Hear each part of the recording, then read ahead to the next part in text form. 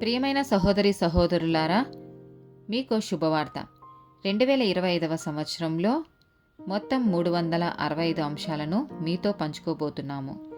జనవరి 1వ తేదీ నుండి ప్రతిరోజు ఒక అంశము మరియు దానికి సంబంధించిన వాక్యమును పంచుకుంటాము. దయచేసి ఆ వాక్యములను వినండి, ధ్యానించండి మరియు ఆశీర్వదించబడండి. దయచేసి సబ్స్క్రైబ్ చేయండి మరియు మీ స్నేహితులతో పంచుకోండి. ధన్యవాదాలు.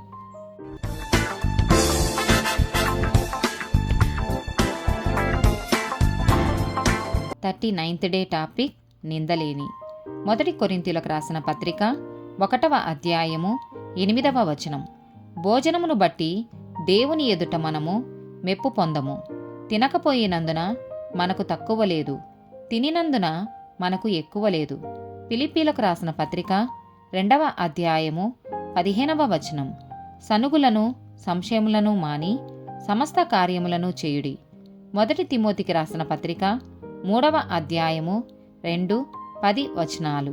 అధ్యక్షుడగువాడు నిందారహితుడును, ఏకపత్ని పురుషుడును, మితానుభావుడును, స్వబుద్ధి గలవాడును, మర్యాదస్థుడును, అతి ప్రియుడును, బోధింపదగినవాడునయుండి మరియు వారు మొదట పరీక్షింపబడవలెను, తరువాత వారు అనింద్యులైతే పరిచారకులుగా ఉండవచ్చును.